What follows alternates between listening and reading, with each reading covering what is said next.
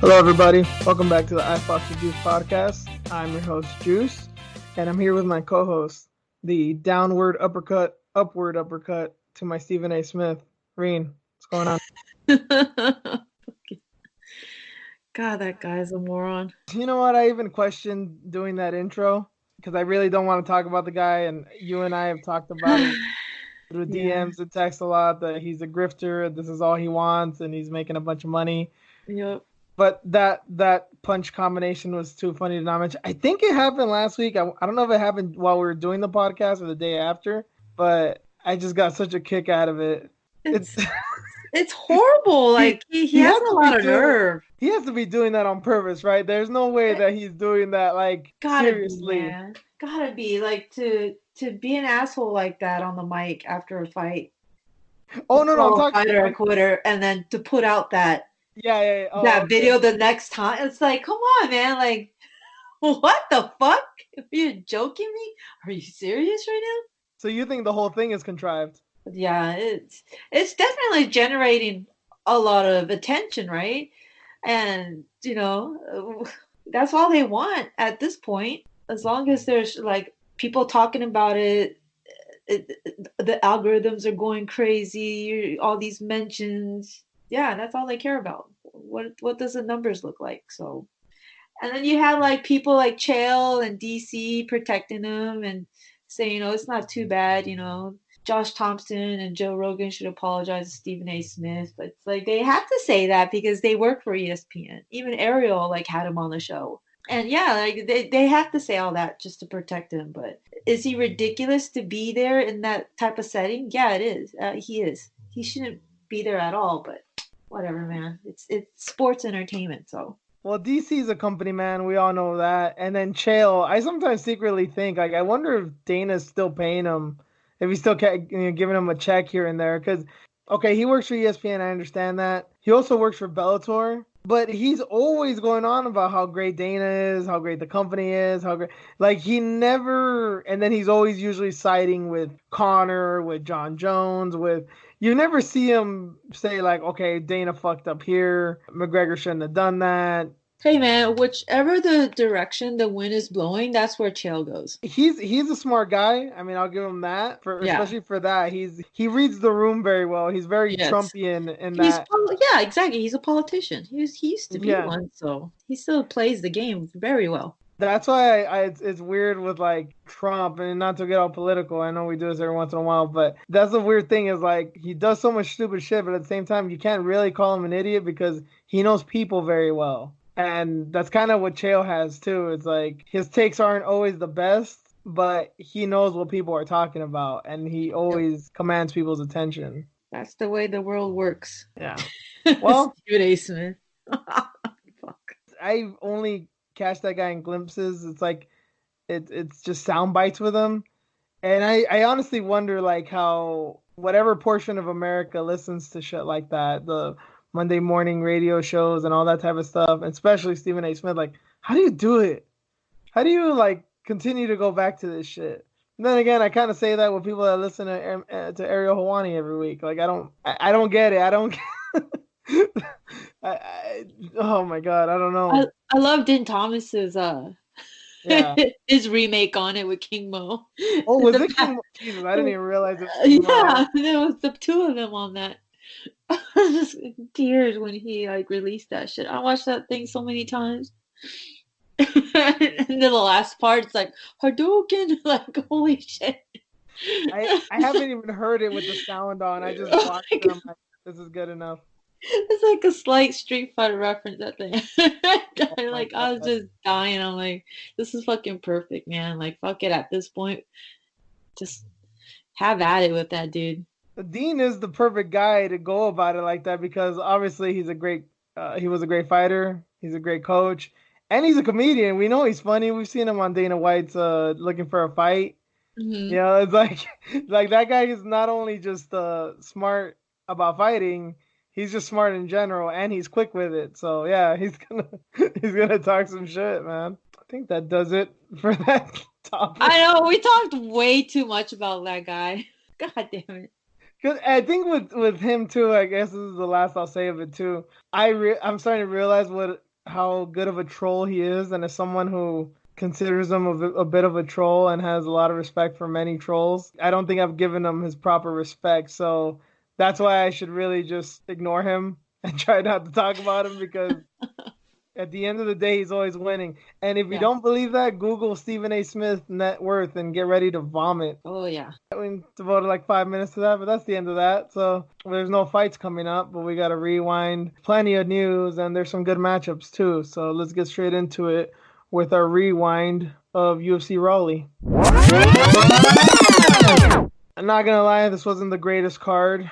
The co-main and the main delivered in their own ways. I didn't even see the full card to be honest. There's some fights I need to catch up with that sounded pretty good, but we're gonna talk about the ones that we covered last week. Those ones, it seemed like we picked probably the most boring ones on the fight. But first up, Sarah McMahon, she gets back in the win column. Dominated Lena Landsberg with her bread and butter, her Olympic caliber wrestling. Um, what did you think of the performance, Rain? It's just vintage McMahon. I mean, she played a great game. She didn't want to get hit. Might as well, just use what she got because it was there for her. It was open for her the entire night. So it was disappointing to see Lena lose again because I do like her. But yeah, I just expected a better performance out of her. Some kind of defense from her. I mean, she's been in the game for a while now. So, but yeah, it's sad, man.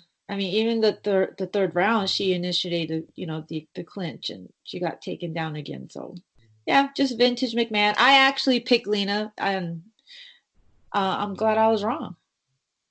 Yeah, I picked McMahon for you because I'm like I don't want to be two people on the show to pick against her, especially because I like McMahon and you kind of know her, so it'd be kind of messed up.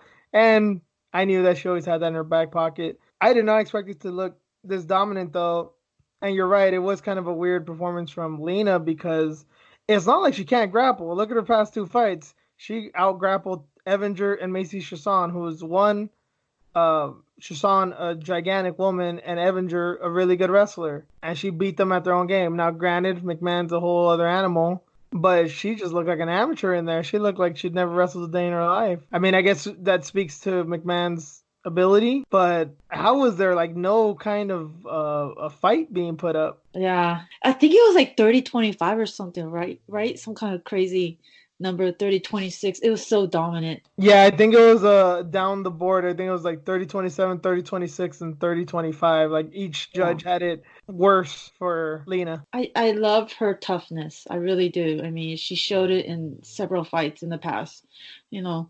So she can't work like that anymore, though. She wants to stay in this game, longer. She's had Muay Thai fights before too, so I mean, she really has to think about what she needs to do next if she wants to continue to fight. I don't want her to get broken off anymore, man. I really like her. We were talking off air about McMahon's age. She's 39, but when I saw the tail of the tape, I was also surprised to see that Landsberg is, I think, 36 or 37. She's not much. She's Yeah. not much younger than McMahon, so she's got some miles on her too. And like you said, maybe not a lot of MMA fights, but a lot of other combat sports. Yeah. I mean, I give her big props for taking the fight that nobody wanted, and it's that Chris Cyborg fight. So, I mean, I have a huge respect for her. So, yeah, just something, show us something next time. Hopefully she still sticks around because I think she's like the only what? Was it Scottish chick? No, No, not she's Scottish. She's from Swedish. Swedish. Swedish, yes. So, maybe they'll hold on to her for a couple more fights or something. I think there's that girl. I think her name's Bia Malecki. I think she's still on the roster. I think she's Swedish too. She's the only other one I could think of because I mean Gustafson's done. Yeah. I mean Yeah. just the roster in general is kind of lacking in Swedish fighters right now. Yep. No So representation there. Yeah. yeah, yeah, maybe you're right. Next fight that we covered, Lucy Pudilova. She lost a very strange playful sparring fight to Justine Kish. That's so Um, odd. I went for Kish, and I don't even know if I could say I'm glad she won. People were booing after the fact, but I think they were booing more the fight more than the fact that she won the decision. Kish tends to do things like that, and I don't know what it is with Pugilova. She had that war, and Aldana fought kind of uncharacteristically in that fight too. Like that was the best we've seen of Aldana, besides obviously the Vieira fight. It showed her strengths and her weaknesses, but Pugilova was fighting like a mad dog, and I don't in this fight where she was just like totally willing to play fight with Kish. Yeah, that was such an odd fight. I tried watching it again, but I couldn't bring myself to do it and torture myself. I really thought that, I thought this was Pudilova's fight, just the size difference and how active she's been. And, she's been on like a 3-fight losing streak. So this is something that she really needed to capture and win in her column. So, yeah, it's so, she seemed so hesitant. Like she didn't know what to do with Kish's odd fighting style. I mean, she was like constantly guessing, but at the same time also hesitant. Like she didn't pull the trigger really till the very end when it was crucial. When she got taken down, then she was like fighting, like for her life almost, like fighting off her back. And that was like the only explosiveness that I've seen in that entire fight from her. Like there was no urgency at all. And she Yeah, showed that in the past too. Like when she gets taken down or at the very end and she's like she's awake. she's kind of like, well, I don't know if I've seen it. Well, Robbie Lawler was a weird one because he had excellent takedown defense, or sometimes he would just get taken down and say, "Fuck it, like I'm done fighting, like I don't want to fight no more." That was the weird thing with Lawler. Like I love him, he's a great fighter. I have no problem saying he's one of my favorite fighters, but he's not like top 5 because he just had those weird fights where like he'd either look bored or he just stopped trying, and I kind of see that with Pugilova a little bit. Yeah.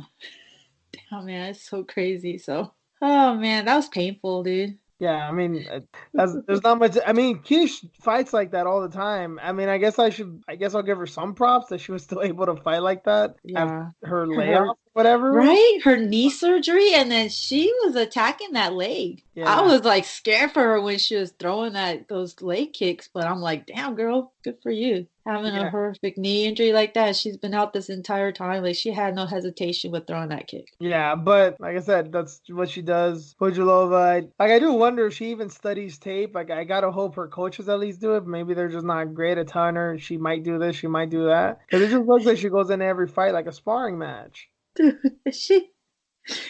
she looks high. Is she like is it just me that think that she looks kind of high? Like she's Pugilova, like, yeah, like, she she's has an just there, odd like, face. yeah, like too And calm and too relaxed, maybe.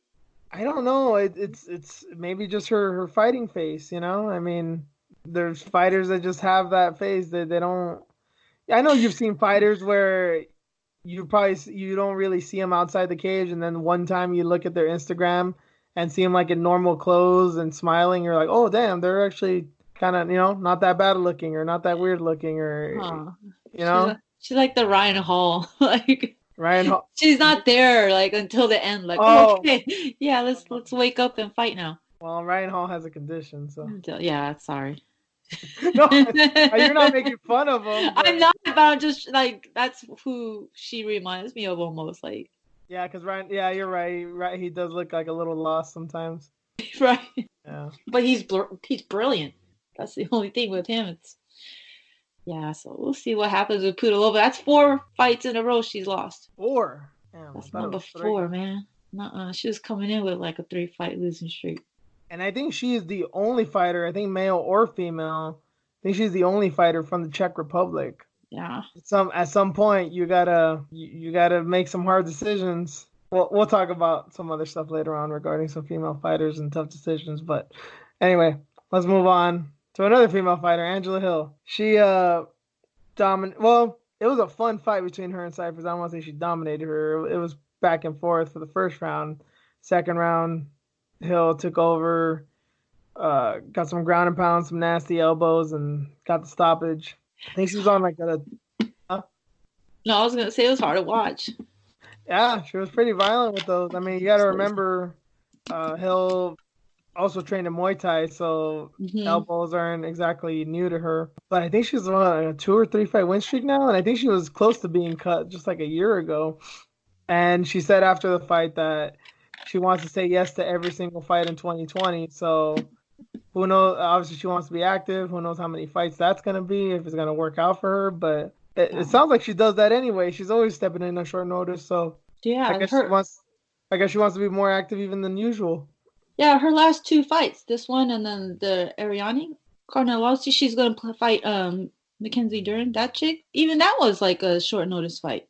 Hmm. Like she's like the Gilbert Burns and shit of the strawweight division, like taking all these short notice fights Hmm. and winning them. Yeah, now before it was kind of a dicey proposition. Hmm. Granted, Ariane and I don't understand. I don't know if it's Ariane or Ariane. Ariane and Hannah Cyphers aren't the most high caliber opponents, but still, she's taking them against who's who, whether they're Hmm. newcomers, veterans, Yeah, contenders. She's fought them all. yeah, it's just stepping in. Also, good for her for staying ready. And then you got to remember, like in her initial UFC stint, her two fights that got her cut and sent to Invicta was Rose Namajunas and Tisha Torres. I mean, Yeah, she yeah, had very very tough fights from the get go, but she came back and look at her now. yeah. So good for her, man. She's like that company girl. She's always ready. You know, she's taking care of herself. She's getting paid, unlike some of these other girls she's friends with. Like who could you be talking about? I don't know, Penne and Beck. Onlyfans.com. Hey, let them make their money. It's easy money.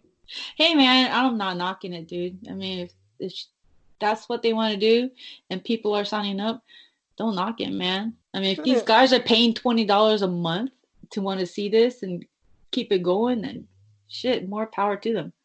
these motherfuckers won't pay for a pay-per-view, Right? but they'll pay $20 a month to see some pictures of Penne in a thong, and Yeah. Rawlings too. Who, if you looked at her Twitter long enough, she's done that shit. So I don't know. I know it's risque picks, not exactly hustler status. I guess the promise is if they have an OnlyFans account that maybe they'll go down that way. Pun slightly intended, Yeah. but yeah, MMA is full of marks. I, Smart girls, man. oh Entrepreneurs, man.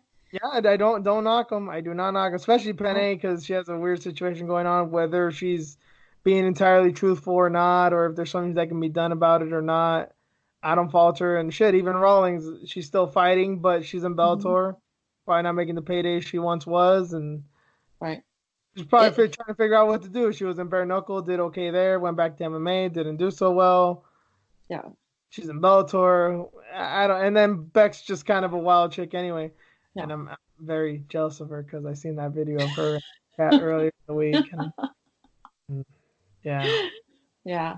I mean, it's a great return on investment. It's better than going out and driving, for Uber and shit and dealing with like asshole customers or, risque customers. Like you never know what's going to happen out there in the first place. I mean, she could just both of them, the comforts of their own home, just take pictures, or they can even help each other take pictures. Shit. well, I'm sure. And be at home and make a whole bunch of money. Granted, yeah, that site is going to take a chunk off of it, but they're still rolling in the dough without getting punched in the face.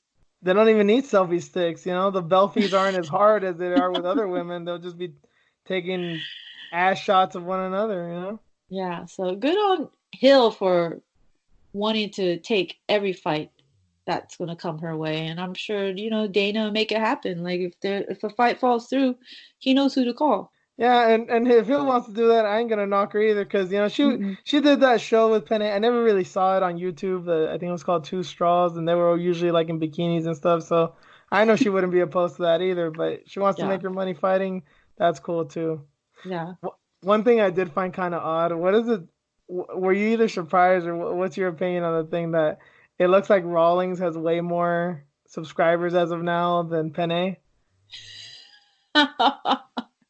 Dude, Beck's been looking hot, man. I'm not even saying this is like, oh, who's hot or who's not or who's better looking or nothing. I'm just saying like clearly the looks are very different as far as the aesthetics go. One's Yeah. pretty girl, Yeah. and the other one's they're both pretty girls, but one is covered in tattoos, and Yeah. the other one is your more typical American girl. That's true, but at the same time, like Beck's, she's known more, right? I mean, she had a successful run at what, Bare Knuckle? Yeah.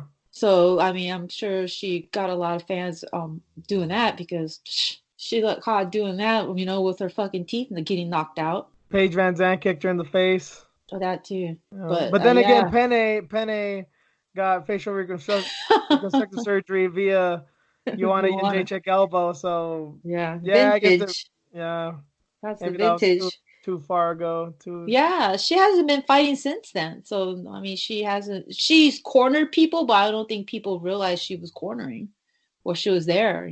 She's been yeah. out of the spotlight. So, yeah, it's been too long. So, I can see why Beck has, more followings, not just the way she looks, the tats, the bad girl look, but just she's been The active. the alt chick look, as they call it in some industries. Yeah. Hmm. Yep. Guys like Good, that. good on you, girls. No hate here. Just No. interesting observations. Yep. Just don't cry about it later. How you had to Oh, do that. I don't think Rawlings Hate is that gonna cry shit. about this. I don't think she's gonna go all Mia Khalifa on this shit. Oh, her, I can rely on her. She's a real one. The other one, though. Wait, Penne. who? Penne, the other Oh, one. oh, nah. Oh, well, yeah, true. Yeah, she Yeah, already cried about, yeah, yeah. shit that went down with Sada, so. Gotcha. Anyways. Next up, the co-main event, RDA and Chiesa. It was a fun fight. A little bit weird in the fact that RDA tried his ass off and looked good in spots, but still clearly got dominated.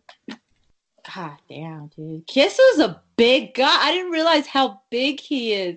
How the hell did he ever make lightweight? I wonder how he looks bigger now. Because usually when you go up a weight class, you look either normal or slightly smaller than your peers because you were a smaller guy. You were a big guy in a small division. So if you go up naturally, You you're look going to the even same. out. Yeah. But now Chiesa looks like one of the biggest welterweights in the division. I don't know he looks bigger as a welterweight than he ever did as a lightweight. I don't know how that's Crazy. possible. Right? It's crazy. He dominated RDA, man. I actually picked RDA. I didn't think Kiss had a chance, to be honest with you. Damn. Yeah, I Yeah, I just think I think I picked Chiesa, and I think I said that it would be close, like maybe a split decision. I mean, I guess like I said, it was competitive, but it wasn't close. mm-mm. I was I. It's funny that I was so impressed with RDA even in the loss because I know he's a black belt. I know he has been a black belt for longer than Chiesa's probably even been fighting. But still, to get out of the positions that he was getting out of, damn, Mhm. props to that guy, man. Yeah, definitely a tough fight, but I guess he's gonna be that gatekeeper, right? Like he's fought all the top guys and he's only been beaten by the top ones. I mean, I guess he's gonna be one of those where he just hangs around in the top 10, like Teixeira.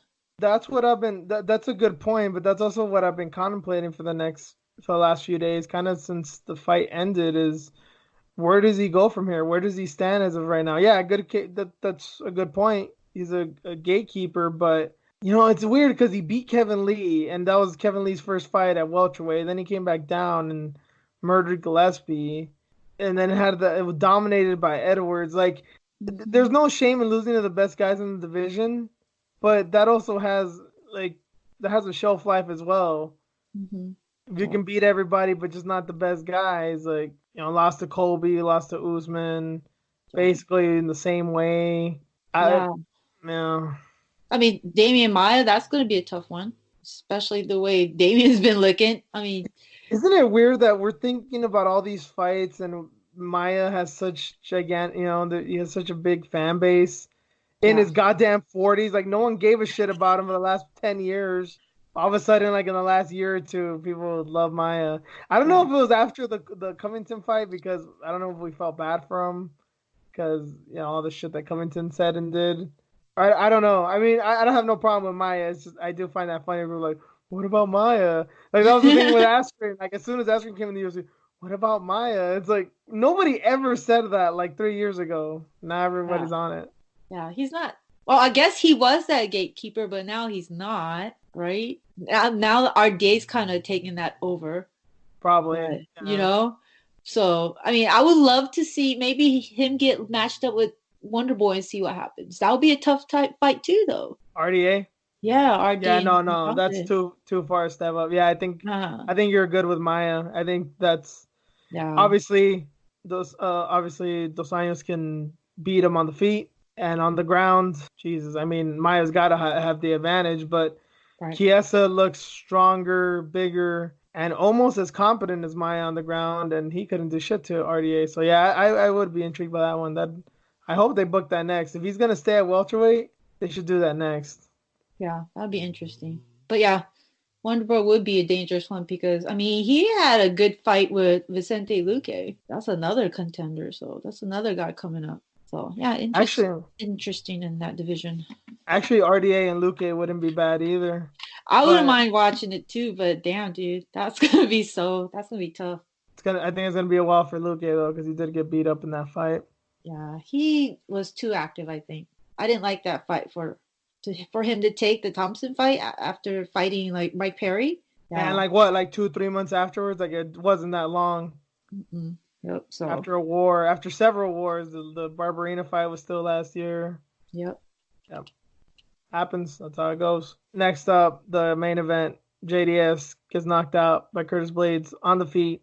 With maybe there's a reason why I brought it up. He did get knocked out with that Stephen A. Smith downward uppercut. Oh my God! Seriously, I He totally did. forgot about that, It man. was a That's right. downward facing punch. I was like, shit, he was looking at that video. Fucking But amazing, man.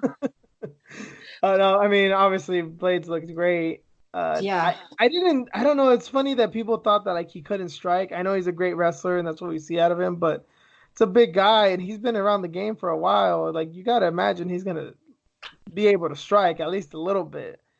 Yeah. He's one of the ones that's adopted that very well, right? Because he already had the wrestling. Now he's just okay. Let me try this because in that fight with JDS, he couldn't take him down at all. I think that's how it happens with like I don't have any examples off the top of my head, but I know we've seen that scenario a few times because those are like the always the shocking knockouts of the month of the year.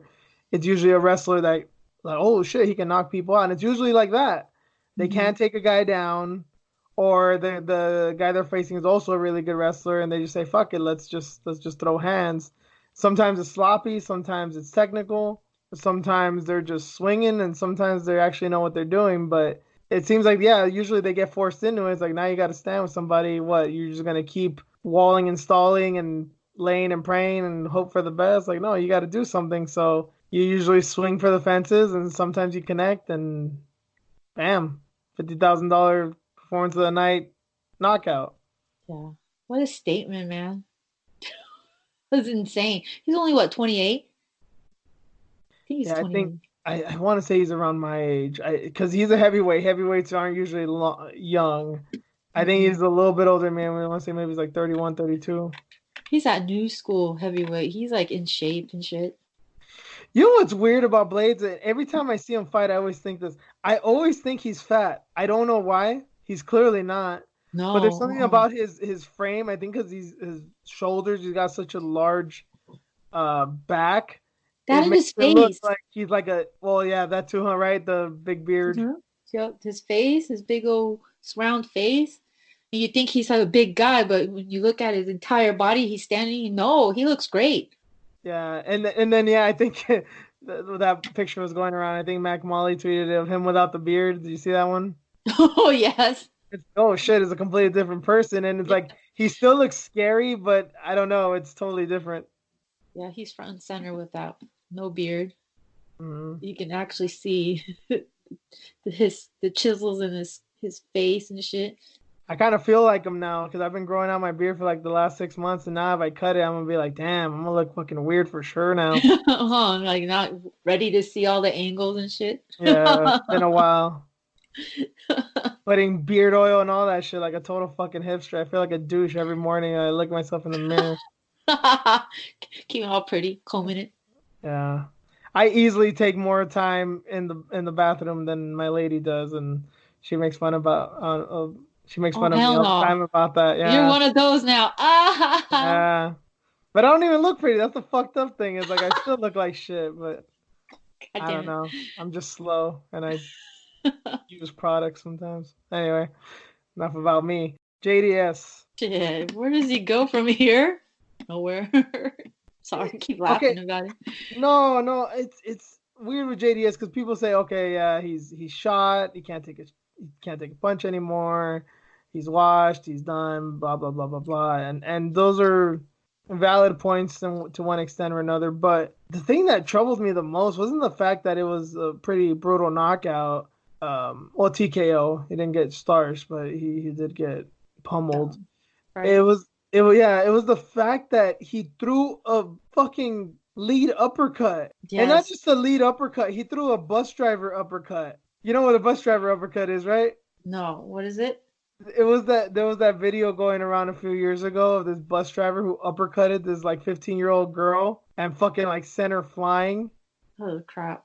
Yeah, it's Okay. fucking terrifying and hilarious at the same time because I don't know, she was talking shit to him. I don't know what had happened, but Yeah. this dude was getting mad and he finally got up and is like telling her like, "Bitch, you better move." And she kept yelling at his face and he said, "I'm going to jail today." And he just uppercuts this girl like Yeah. fucking Street Fighter style. But that's what JDS did. He did it like through two or three times. Yes. The Yeah. third time he finally got caught, and I was like, yeah, everybody saw that coming. What the fuck were you thinking? Yeah. Now that you mentioned, now I'm like seeing that he threw that wild uppercut a couple times. That's like some So Derek odd. Brunson shit. Oh yeah. JDS is a good boxer, man. That was a very Yeah. stupid decision. God. Or laziness? Lazy decision? Trying to look for that constantly. Well, Thinking that okay. I think what happened, like, okay, I'm trying to make sense of it, like, I'm trying to make a defense for him. Like, okay, Blades is obviously a great wrestler, was gonna go to wrestling, you're and right. he stopped all the takedowns. Uppercut is would be a good weapon to stop a takedown if you time it right. But Hmm. in the way that he was throwing it, he was just throwing it. It just seemed like I'm gonna throw it regardless of what he does. It's not like he a takedown and then came with that punch. He just threw it. Right. So I just think he was just guessing. He wasn't really sensing it or timing it. He was Yeah. just throwing it because he thought he needed to. Right, right. It's just odd, like, oh, I gotta get away from this dude. I'm just gonna throw this uppercut. He ain't taking me down. Like, fuck this. I'm gonna hop back. Like, just throw this and see what happens. Like, it was nothing technical about it. Yeah, it was odd the way he was moving.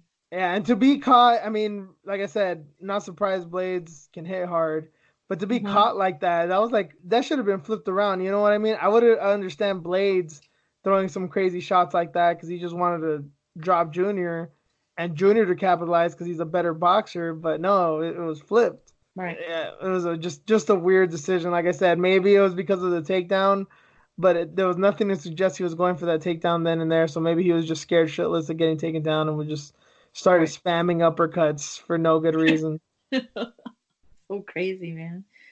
He was winning. He was winning those. I mean, he wasn't being taken down, so man, it's just maybe he's just thinking about dancing too much. I don't know.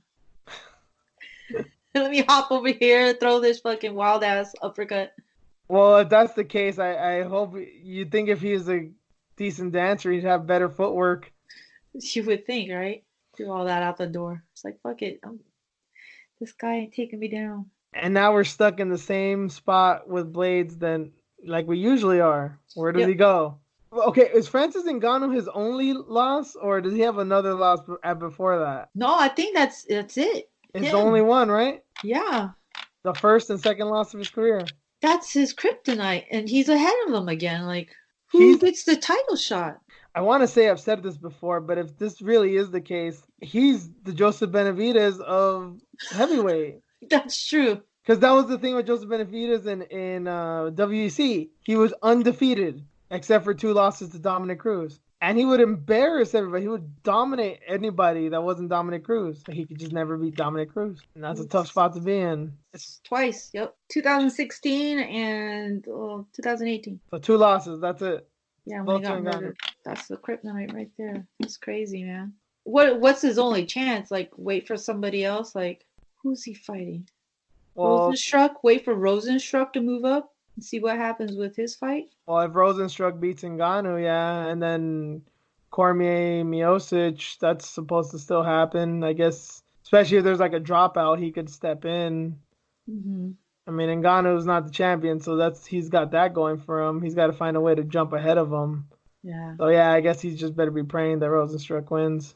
Yep. That'd be a great fight, actually, for or with or without the belt. That'd be a great fight.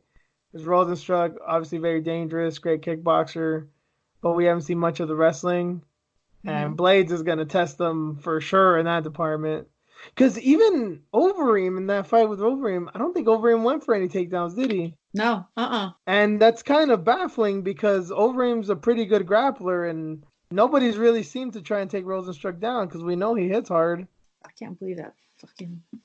And Overeem's, it's not like he hasn't done that before. Like the Right. Stephen Struve fight, especially he was coming off like a few losses. He knows he could probably beat him in the stand-up, but just like, fuck it, I'm gonna take him down and fuck him up. That Sergey fight, whoever that guy was in Russia, did the same thing, but couldn't do it to Rosenstruck for some reason. Didn't want to. Mm-mm.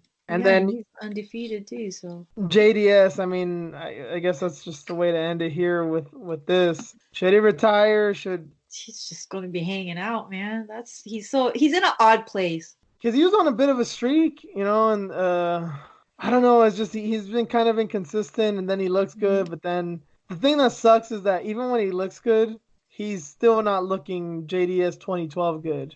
Yeah. And I think people are always gonna judge that against him. Like when he was champion, when he was a contender, he's definitely lost a step. What can you do, man? How old is he? I want to say, I'm gonna take a guess here. I want to say he's like 37. Yeah, he's getting up there too. I'm like fairly confident he's around there. Because I think Kane was like 36 and he was like a year younger than him or something. So. Yeah, oh, wait. He just turned 36. Oh, okay. So a little. It's his birthday today. Holy shit. January 30th. Oh, happy birthday, JDS.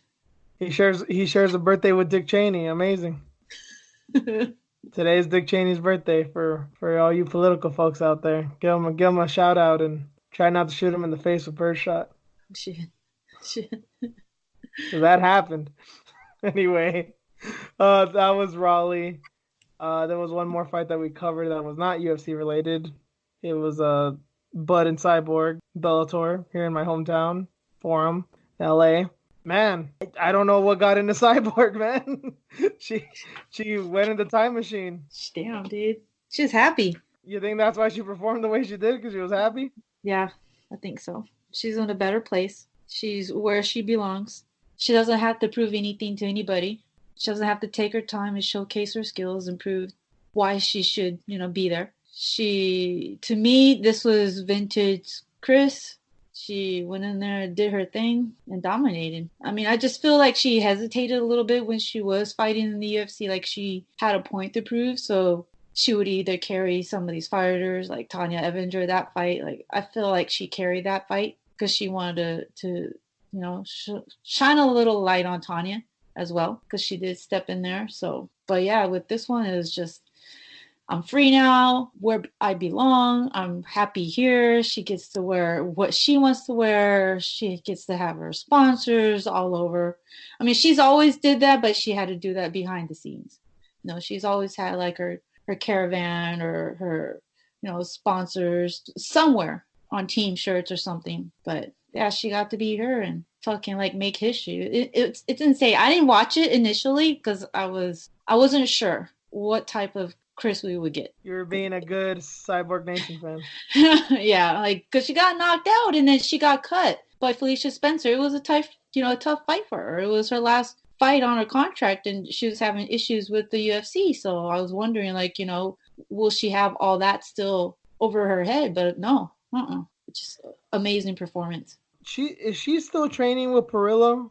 Not really. She's doing a lot of her trainings in Africa, in South Africa. Oh, she's still going down there? Yeah. She was there she was there for this last camp. She taught Don Madge. Madge, yeah, that's what I was going to say. She's been doing a lot of work down there, so. Still going to Thailand too, or not recently? No, she didn't for this camp. I don't even remember the last time I seen Perillo on her corner. Was it the Nunes fight? I think so. Yeah. Because even then, it was weird because Perillo was coaching Bisping, her, I'm gonna say RDA. that's right. Yep. And there was like a year where, like, I don't know what, 2016, 2017, where I think people were even naming him coach of the year because Bisping won the title. I think that was around the time that Cyborg won. And then all of a sudden, I don't even see him anymore. He used to be like everywhere. I felt like on every card he had someone, and now I never see him. Yeah, sure. He was even training BJ Penn at one point. Well, he trained BJ, I think, like most of his career, but obviously. Yeah, but even till recently, but like BJ can't fight no more, so. Yeah, there's only so much you can do. Yeah. So, yep. Fucking awesome, man. Good for her. It's weird it's funny that you mentioned the thing with the sponsors and the trunks and all that. I understand it was the forum, but it's kind of eerie now, right? I don't know if you look back at the fight when it happened. Yeah. She wore purple and yellow, you know? Yeah, the colors, the shoes. I mean, she even had like that's right. custom shoes made. Yeah. Yeah, so yeah. I love that. I love that about Bellator and having them, have their own sponsors and have their little flavor. They can be who they want to be and not wear like Power Ranger uniforms and shit. So that was good to see. Yeah, it was definitely weird if you didn't see it live, because if you saw the highlights the next day and you already knew the news about Kobe Bryant, it's like, wait, what the? It almost seems like I know, it sucked, man. It was like but, I wanted to celebrate, but I really couldn't because I got a text. I'm like, what? On the way home from the gym, I got a text. I'm like, excuse me, what are you talking about? Yeah, it's one of those. I wasn't even really planning to talk about this, but I guess being in LA, it's kind of it's weird, man. I know around the country, shit, around the world is kind of weird because he was such a global icon. But here in LA, it's like 9/11, dude. And I know that sounds a little melodramatic, but I'm serious. Every news station, every radio station, you can't escape it. The street signs, our buses, like our metro buses, say R.I.P. Kobe. Wow, dude, that's heavy, man. Jerseys, hats, and then there's been no games at Staples Center. Yeah, it's heavy. crazy. It's you forget, like, he was the one guy. Like, it's weird with LA because this is the town of transplants. And I mean, Kobe's a transplant too. He wasn't like born here or nothing. He's from Italy, I believe. But he like embodied the city. So a lot of people feel that like a part of LA died with him or something, Yeah. It's a crazy thing. Obviously everyone hearing this already knows about that, and it's definitely, I think, when there's only like maybe a handful of moments that you can tell people, especially like our age. I think the number one is 9/11. Where were you, and what were you doing? Everyone remembers what they were doing on 9/11. The only other one I could think of as far as like celebrity deaths is Michael Jackson. Yeah. And this is like the only one I think I'm like, well, I'm never gonna forget what I was doing because my nephew told me. I was like, shut the fuck up. Because especially he goes on some weird like gossipy websites. I'm like, it's all clickbait, dude. Like, it's a fucking fake. And then I told him, all right, click on this channel. Okay, go on this website, click. And then sure enough, like 10 minutes later, slowly started rolling in. I'm like, put ESPN. Like, they can't lie on ESPN. And sure enough. Yeah, I kept on getting texts, and it hit me, man, because just being a parent. Yeah, that's what I was thinking, because I knew, not saying I was surprised that he died. I mean, that was shocking, but I knew that he took helicopters around town. I've known that for years. A lot of people around here, I think, knew that. So I'm like, is it possible he died in a helicopter crash? Yeah, because I know he takes them. But I'm like, wait, what was he doing on a Sunday in a helicopter? He's not playing anymore. It's not like he was going to a game. It was probably with his family, and then I was like, oh shit. Like, there was no real good way to go about it. It's like, at that point, it's like you just hope at least it was just him and the pilot, and then you find out one of his daughters, and then another family, and eesh, Yeah. So bad. So sad, man. She's such a good player. At such a young age. Fucking looks just like her dad. Plays like her dad.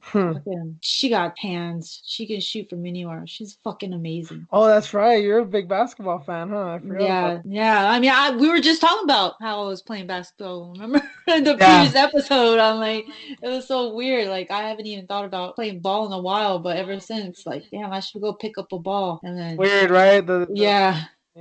Yeah. And that shit happens. I was like, oh. And then all the memories of like watching him play and shit. Like, I'm like, God damn. And the Michael Jordan comparisons and who's greater. And I remember all of that. Yeah, I was a big Kobe fan growing up. I kind of got out of like stick and ball sports, like I don't know, like my late teens. And then when I found MMA like at 18, 19, I just stuck with it, and I haven't really watched anything since. But yeah, I Yeah. remember some iconic moments and shit. Even if I wasn't watching certain games, even if it wasn't in my house, people watching the games, you could hear it down the street. It was on. It was on, especially, when Shaq was on the team and then like those 3 years back to back. Yeah. Crazy, crazy stuff. And Insane. like I said, being down here in LA is different because we're always the town. Oh, there's no culture there. It's just a bunch of Instagram thoughts and fucking wannabe actors and blah blah blah blah blah. It's a bunch of shallow people. But something like this happens, all of a sudden you kind of realize that's been like the biggest thing to me about it, aside from the personal stuff of his family and the tragedy of all of it. It's like LA is realizing that it has a soul. I think the most shallow and jaded people, like fuck LA, everything sucks here, everything blah blah blah. They're realizing like, oh shit, there's Oh, actually yeah. some culture and some soul and this and that here. Oh, It's yeah. not just some place that a bunch of wanna Plastic. go to. Yeah, exactly. Blonde's plastic. No, I love that. It's sad that it had to happen like this, but how people came together at the Staples Center. You saw like all the diversity, and then just man, I was proud of the Mexicans, dude. Like for real, like they were out there with instruments and everything. Like they're like just doing their thing. The music's going on. They don't care all throughout the night. They're playing basketball out there and shit. They had like this little mini hoop going on there. You had this like little girl like shooting like free throws or whatever, shooting Jays, in front of all these crowds and shit. It was fucking beautiful. But it's just Yeah. sad that the way it had to happen. You know what I mean? LA wasn't quiet at all. These past few days, it hasn't been. It's been Hmm. live, but it's sad the way it had to come together like that. Thanks to Cyborg because of those colors that we got onto this topic. Oh But we no! gotta no, I mean you anybody listening, fuck you guys if you can't forgive us for getting off topic off of MMA because obviously everyone was talking. I'm Yeah. pretty sure I don't listen to too many MMA shows, but I'm sure there's at least a handful out there that probably dedicated a whole show to Kobe, even though all they do is MMA. So give the man 5 or 10 minutes here to Kobe. talk about his Kobe. legacy. Yeah, and Kobe was at one of the fighter retreats. I remember that. He was one of the Oh, guest that's right. speakers. Leslie Smith, right? Yeah, she had that big ass. Yes. She was it the 2017 fighter retreats or whatever? I think I was actually in Vegas during that time too, because Oh, wasn't that when Magana got socked by Cyborg? yeah, yeah. Speaking of Steve, we're bringing it back around. He was involved with MMA. Like people knew him and people looked up to him. So he touched a lot of people, man. It collides. Our worlds collide. That's how global the sports got into. So that's that. That was a rewind, mini rewind for Cyborg as well. So let's Yep. get into some headlines. And first up, it is a juicy one, and we are gonna take our sweet ass time with this one. So I beg for forgiveness now, but not really. Joanna made some unfortunate comments about coronavirus, and Wiley wasn't having that shit. And if you guys haven't seen the photo, which I don't know how you wouldn't, all over the place, but there was a fight poster and it had Wiley in the front of it with her fist up and her hand and her title on her shoulder, and Joanna behind it, and they'd photoshopped a gas mask on Joanna's face, and she put like laughing emojis, obviously making a reference to the coronavirus outbreak since Wiley Zhang is Chinese. And there's been a lot of blowback, a lot of hate towards Joanna now. I don't know. It's weird with Joanna because I feel like people hate her and then they start loving her again when she has a good fight. But I loved her for a very long time. And the Rose fight was all it took for me to turn my back on her and never look back. Haven't liked her since. And I see a big pattern between the Rose fight and this fight here. And March 7th is not going to be a fun night for her. I felt like that for a few months now, just seeing Wiley train. The last thing you needed was to give an Asian person more of a reason to work hard. You done Right? fucked up, Joanna. You done fucked up. Oh man, it was bad enough. Like she definitely had to prove a point and secure this win because she got her mama, she got her daddy that she has to answer to. If you have Asian parents, you know what I'm fucking talking about, right? They're never satisfied. You gotta work harder than you did, yesterday. Every day you have to show improvement. So don't fucking come home, man. You bring shame to family. Exactly. It's gonna be a fucking disgrace. Jesus, that hurts my heart, and I'm not even for real, right? Like, dude, an that's the Asian way. child. Right, that's the way I live. So I understand this. I'm like, for once, I kind of like I know how to read this shit because we Asian. I feel you, girl. We may not eat the same shit, but I feel you. So with that being said, Joanna putting out, it's like now she got a whole nation that she needs to like fight for. Like, you talking shit about this nation, people are fucking dying. Say what you want about me. Talk all the shit you want about me, but don't talk about what's going on here. So I wish you health. And she really means that. She really wants the best version of Joanna. No excuses, no nothing. Bring your game, and that's it. So I think it's just funny to me how people are like, oh, she's furious. Oh, Joanna is saying, oh, she's emotional. Like, bitch, she's not emotional. You don't understand this girl. She's not the opponents you've had before. You can't break this girl. She can't be broken. So it's just funny, like all these tactics, like we're seeing it again, like you said, with like Rose. She didn't really do that with Karate Hottie. She couldn't, especially with Karate Hottie, like having WME behind her. Karate Hottie had an agenda. I mean, I love her. We've had this debate, you and her. You're not the biggest fan, and Yeah, I like her. But yeah, I'm not stupid. I know what she yeah, was angling for a title fight, and she was going for the most direct route with the least amount of fights. I yeah, I don't blame her for it, but we know what it was. yeah. Zhang was at the right place at the right time and shined and fucking beat the shit out of Andrade to get that title. Mm-hmm. Even if you don't think she deserved it, you can't say Mm-hmm. anything after what she did to Andrade. Yeah, but yeah, with Michelle, she played it cool. Who else was she fucked up with acting like this? Oh, Pride of Rose, it was Claudia. Claudia, right? Told her to go back Well, to the jungle and they've shit. never So they've never liked each other, so that was kind of a two-way thing. she didn't go tell her to go eat a Polish sausage or some bullshit. She didn't say anything stupid like that to her. Dude, She just like, I'll just beat your ass in the octagon. and we know Klaus is Just not wait. exactly, well, not to get all personal here, but we know Klaus is not exactly above shit talking. Right. But yeah, she didn't go that low with her, and props to her for that. And this is what I've always said about Joanna. Even with that fight, I kind of started getting a weird feeling. Even in that fight, I was like, this is pretty fucking racist, man. I know people are shitting, getting very mad about Mike Perry and Colby Covington, and what they've said and done is shitty for sure. But in my heart of hearts, I do not believe that they are racist. Joanna may not think she's racist either, but some of the shit that she's done, it's very small things, but it's very problematic shit. She would always refer to Wiley as a Chinese chick before this, and that always kind of rubbed me the wrong way. I'm like, huh? And then yes, the Clouser comments, the biggest ones, like to go back to the jungles. Like, I believe that Clouser is also from a part of Brazil. I think she did live close to like the Amazon. So I'm sure it wasn't just a thing that because she's Brazilian, it was also like calling her basically like a savage. And then the fact that she's never acted that way with like the white fighter. It's fucking weird, man. And then I seen a picture. I guess this wasn't directed at Wiley, but there was a picture of her eating like Chinese food and her making the universal Asian stereotype thing with the eyelids, peeling them back and stuff. And I don't necessarily even get so offended that obviously I'm not Asian. I can't really say much, but it's just so childish. I don't even get how people think that's funny. It Yeah. offends me of just how stupid it is, you know? Right. It's stupid. I mean, I don't have eyes like that, so I can't say, even though I'm Asian, so you'd have to ask somebody else that.